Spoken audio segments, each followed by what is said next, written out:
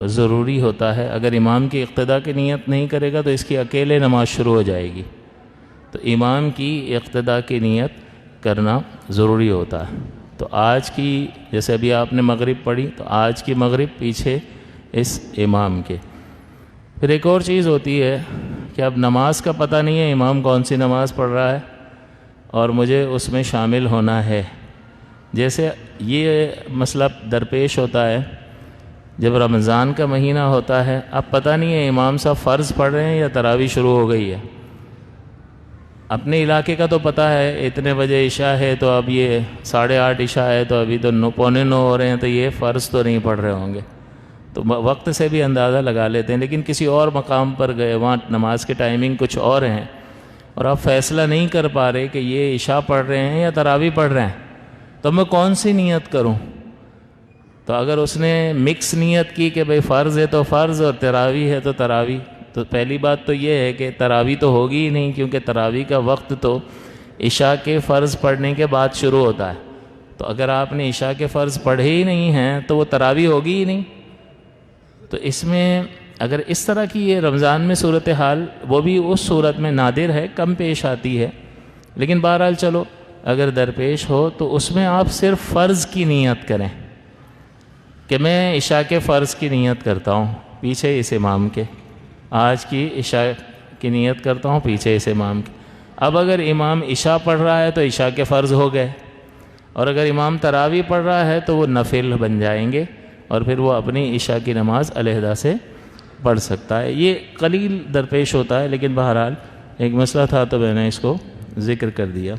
نماز جنازہ میں نیت کیا کرنی ہے؟ نماز جنازہ میں نماز اللہ تعالیٰ کے لیے ہے اور دعا اس میت کے لیے ہے. اور پھر بعض اوقات یہ پتہ نہیں ہوتا کہ میت مرد ہے یا عورت ہے، لہذا فقہا نے لکھا کہ میت جو ہے وہ عورت تھی اور یہ مرد سمجھا اور نماز پڑھی تو نہیں ہوئی. تو اب امام کو تو پتہ ہوتا ہے، امام صاحب پوچھ لیتے ہیں کون ہے تو بتانے والا بتا دیتا ہے میری بیٹی ہے، میری والدہ ہے، میرے ابو ہیں. تو عورت و مرد کا تعین امام کو تو ہوتا ہے تو امام کو تو پتہ ہے. لیکن پیچھے جو جاننے والے ہوتے ہیں ان کو بھی پتہ ہوتا ہے کہ کس کا انتقال ہوا ہے، وہ جنازے میں شرکت کے لیے آئے ہیں رشتہ دار وغیرہ جاننے والے. لیکن کچھ لوگ ایسے ہی شامل ہو جاتے ہیں تو ان کو پتہ نہیں ہوتا کہ جنازہ مذکر کا ہے یا مؤنث کا ہے. تو اگر اس نے تعیین میں غلطی کی، مرد تھا اور عورت کی نیت کر کے پڑھ لی تو نماز نہ ہوئی. اب اس کا مطلب یہ نہیں ہے کہ جنازے کی نماز ہی نہیں ہوگی. امام پڑھ رہا ہے اکیلے اس کی ہو گئی تو جنازہ ہو گیا، کیونکہ اس میں جماعت شرط نہیں ہوتی ہے. ہاں جتنے لوگ شامل ہو جائیں وہ بہتر ہے. اکیلا بھی پڑھ لے گا تو نماز جنازہ تو ہو جائے گی. تو نماز جنازہ تو ہو گئی، اس شخص کی نماز جنازہ نہ ہوئی یعنی اس کو اجر نہیں ملا، ثواب سے وہ محروم رہا کیونکہ اس نے شرعی تقاضے کے مطابق نماز ادا نہیں کی ہے. تو اب ایسی صورت میں کیا کرنا چاہیے؟ نماز اللہ تعالیٰ کے لیے اور دعا اس حاضر میت کے لیے، اور امام جس میت پر نماز پڑھ رہا ہے میں بھی اسی پر پڑھ رہا ہوں. تو اب ظاہر امام کو پتہ ہے تو اس اعتبار سے اس کی نیت جو ہے وہ درست ہوگی.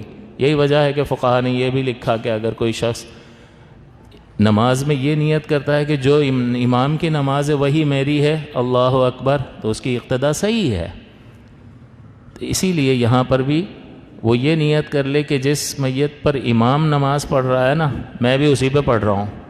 تو پھر اس کو یہ انکوائری کرنے کی ضرورت نہیں پڑے گی کہ بھئی کون ہے، عورت ہے یا مرد ہے، انکوائری کرنے کی ضرورت نہیں ہوگی. لیکن تعیین اگر غلط کرے گا تو وہ ثواب سے محروم رہے گا. لہٰذا نماز جنازہ میں کتنی چیزیں ہیں؟ نیت نماز اللہ کے لیے، دعا حاضر میت کے لیے، اور یہ جو جس میت پر امام نماز پڑھ رہا ہے میں بھی وہی نماز پڑھ رہا ہوں یا اسی میت پر نماز پڑھ رہا ہوں، تو یہ بالکل درست ہو جائے گی. یا پھر اشارہ کر دے کہ اس میت کی نماز جنازہ. اب جب اشارے سے اشارہ کر دیا نا تو اشارہ متعین کر دیتا ہے. اب ضرورت نہیں ہے تعین کرنے کی مرد عورت کیا ہے، اشارے سے بالکل واضح ہو گیا کہ جو حاضر ہے نا اسی کی پڑھ رہا ہوں، تو یہ بھی نیت درست ہوتی ہے۔ چند جنازے اگر ہوں تو اس میں تعداد کو معین نہیں کرنا چاہیے کہ 10 میتوں پر نماز پڑھ رہا ہوں، تو اگر کم یا زیادہ نکلیں گے کسی پر بھی نہیں ہوگی، تو تعداد معین نہ کریں، بلکہ حاضر میت کہہ دیں، پھر چاہے جتنے بھی ہوں سب پر نماز درست ہو جائے گی۔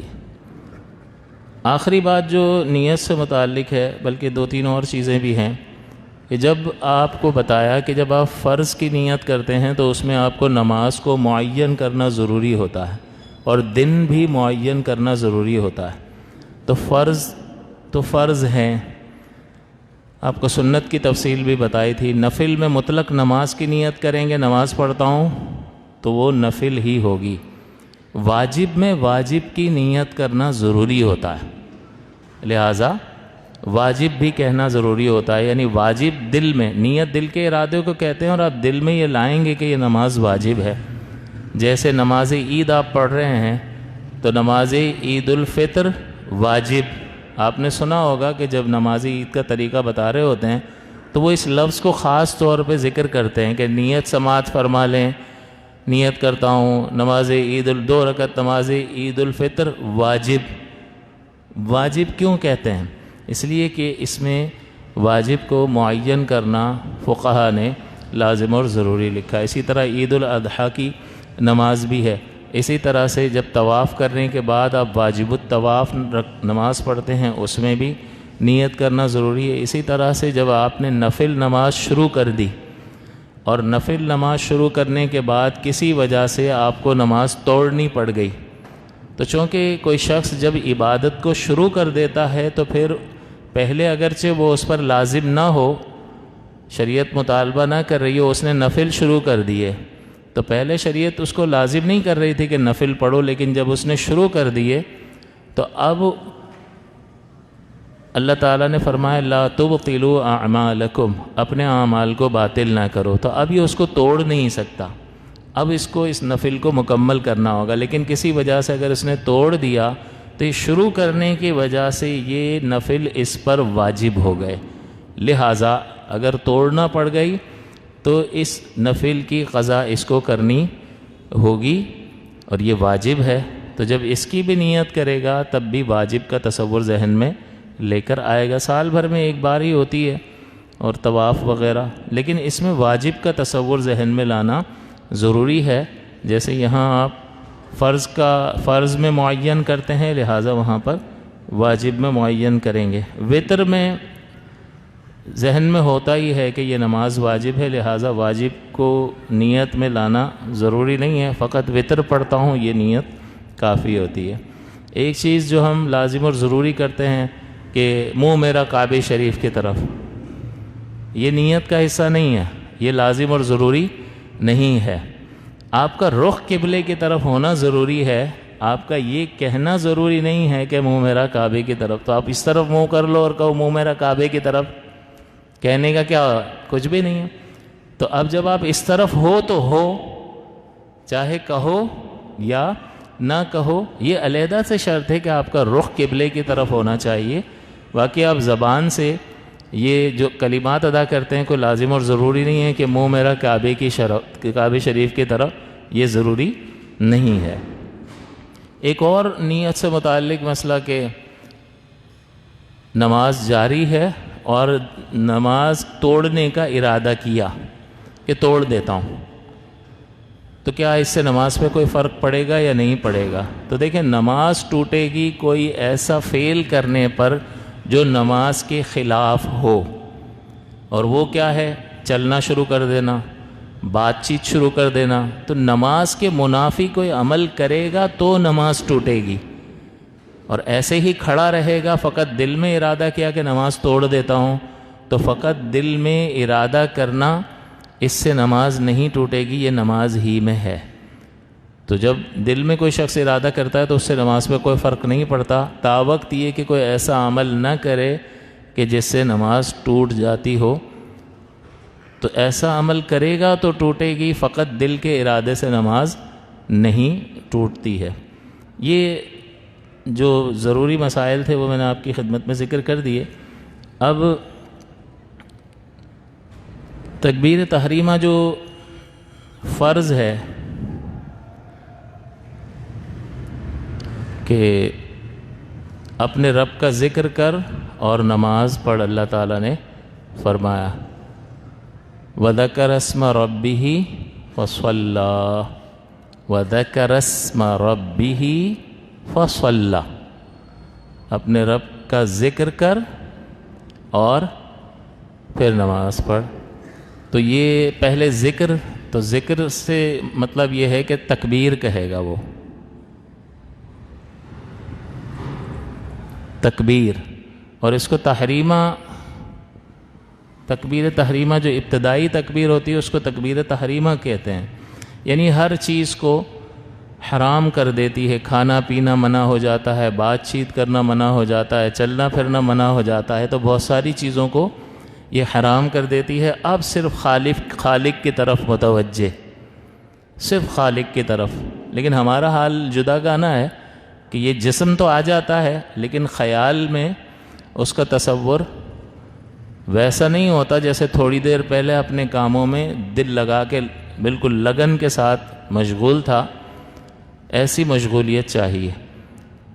لیکن انسان کو کوشش کرنی چاہیے کہ وہ اپنا محاسبہ کرے کہ وہ لمحہ بلمحہ جیسے جیسے دن گزر رہے ہیں، ہفتے گزر رہے ہیں، مہینے گزر رہے ہیں، اس کی عبادت میں خشوع و خضوع اور انہماک اور استغراق پیدا ہو رہا ہے یا نہیں، یا وہی حال ہے کہ جیسے پہلے تھا، خیالات کہیں چلے جاتے تھے، پھر سلام پھیرتے وقت پتہ چلتا تھا کہ ہاں مکمل ہو گئی ہے۔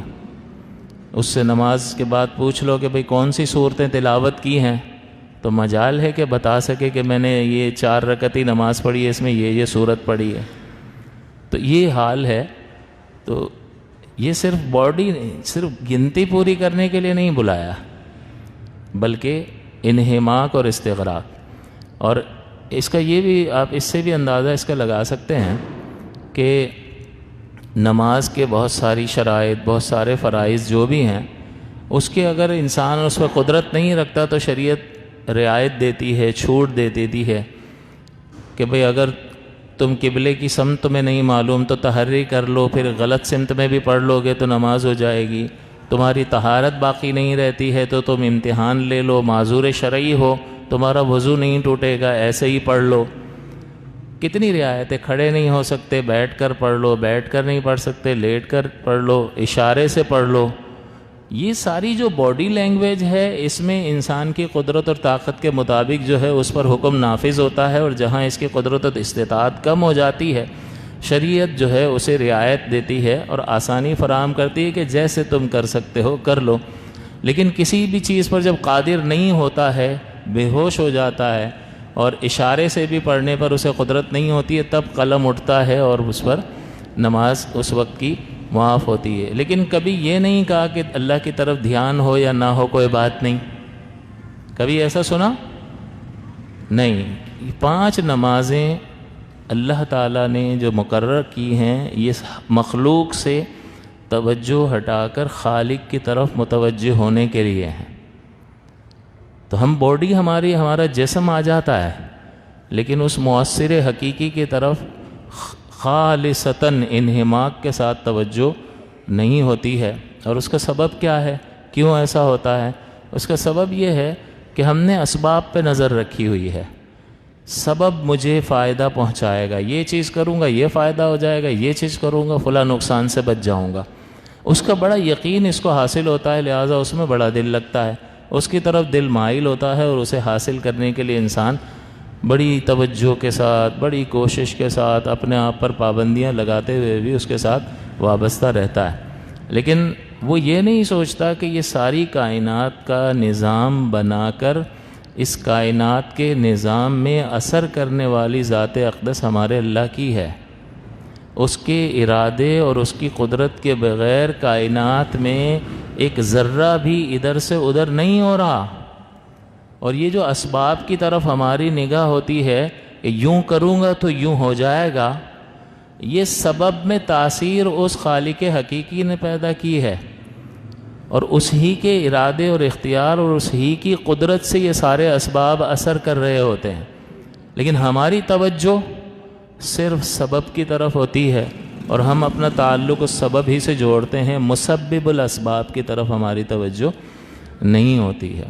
اور بھی بہت سارے اسباب ہیں کہ انسان جب اللہ تعالیٰ کی نعمتوں کو مسلسل اپنی ذات پر اس پر غور کرے کہ کتنے انعامات اللہ نے مجھ پر کیے ہیں، اور اگر اللہ تعالیٰ اپنی تائید غیبی میری پشت سے ہٹا لے تو میں سانس بھی نہ لے سکوں، لیکن وہ اس کو ٹیکن فار گرانٹڈ سمجھتا ہے، بس اس کو مل گیا ہے، جیسے کوئی اس کا پیدائشی حق تھا کہ اس کو یہ صحت بھی حاصل ہوتی، اس کے اعضاء بھی کام کرتے رہتے، اس کی آنکھیں مستقل طور پر دیکھتی رہتی، اس کو کوئی تکلیف نہ ہوتی، کوئی بیماری نہ ہوتی۔ یہ سب اللہ تعالیٰ کے ارادہ ازلی اور اس کی قدرت کے نتیجے میں ہو رہا ہے، لیکن ہماری توجہ اس طرف جانے کے لیے تیار ہی نہیں ہے۔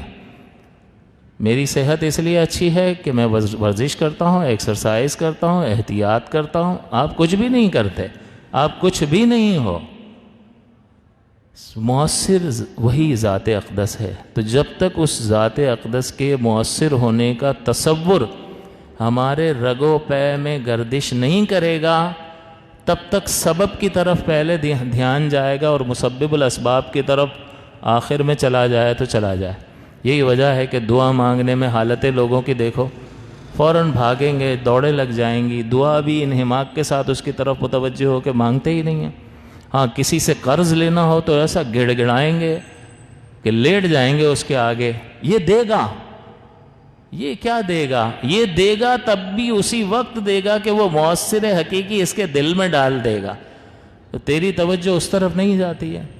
تو بہرحال یہ جملہ معترضہ ہے، لیکن یہ چوٹ کرنے والی بات ہے کہ انسان کو ذرا سوچنا چاہیے۔ کل کو وہ اللہ کی بارگاہ میں حاضر ہوگا تو اللہ پوچھے گا نا، میرے بندے تو نے میری بنائی ہوئی مخلوق سے کیسا دل لگایا؟ مجھ سے نہیں لگایا، حالانکہ مؤثر میں تھا، ارادے میرے اس میں اثر انداز ہو رہے تھے، قدرت میری ہر چیز میں کام کر رہی تھی، میرے ارادے میرے اختیار کے بغیر ایک پتہ گردش نہیں کرتا تھا، لیکن تو بس اسباب ہی کو دیکھتا رہا اور اسی سے اپنا تعلق جوڑے رکھا، تیرا دھیان کبھی بھی میری طرف نہیں گیا۔ دعا مانگنے میں رقت طاری ہوتی ہے، سیٹ کے آگے جس طرح سے گڑ گڑاتا ہے ایسے کرتا ہے اللہ کے سامنے کبھی؟ اللہ تعالیٰ نے اپنے حبیب مکرم صلی اللہ علیہ وسلم کے ذریعے ہمیں بتا دیا کہ فجر سے پہلے جو ہے ایسی ساعت آتی ہے، اللہ تعالیٰ روزانہ آسمان دنیا پر تجلی فرماتا ہے، تو اس وقت جو مانگو اللہ تعالیٰ عطا ہے۔ کوئی مغفرت طلب کرنے والا کہ اس کی بخشش کر دی جائے، ہے کوئی رزق مانگنے والا کہ اس کو، لیکن کسے پرواہ ہے جی؟ غفلت کی نیند سو رہے ہوتے ہیں۔ ہاں جو عاشق ہے اس کو بتا دیا کہ ساری رات مت جاگنا بھائی، اس گھڑی میں جاگ لینا، ورنہ یہ عاشق ہے یہ ساری رات جاگے گا، تو یہ تھوڑا سو لیا کرے، اور اس کو پتہ چل گیا کہ بھئی اس ساعت میں کہ فجر سے تھوڑا پہلے اٹھ کے اپنے رب کی بارگاہ، یہاں فجر کے لیے اٹھنا دشوار ہے۔ ہمیں ذرا سوچنا چاہیے، ان قریب یہ جتنے بیٹھے ہیں نا، یہ بہت زیادہ، یہ منا بیٹھا ہے 60 سال کے اندر ہم سب قبروں میں ہوں گے، یعنی ہم 60 سال مزید نہیں جئیں گے، ہمارے تو 10-15 رہ گئے ہیں، لیکن زیادہ سے زیادہ 60 سال جو یہاں بیٹھا ہے نا وہ 60 سال جیے گا بس، الا ماشاء اللہ۔ کتنی سی زندگی ہے، اور یہ موقع ہے، یہ چانس ہے جس میں اللہ کا قرب حاصل کرنا ہے، جس میں اس سے ٹوٹ کے محبت کرنی ہے، جس میں بس اس کا نام آئے تو دل میں کلیجے میں ٹھنڈک پڑ جائے، لیکن ہم کو کچھ اثر نہیں ہوتا، تو ہمیں اپنا علاج کرنا چاہیے۔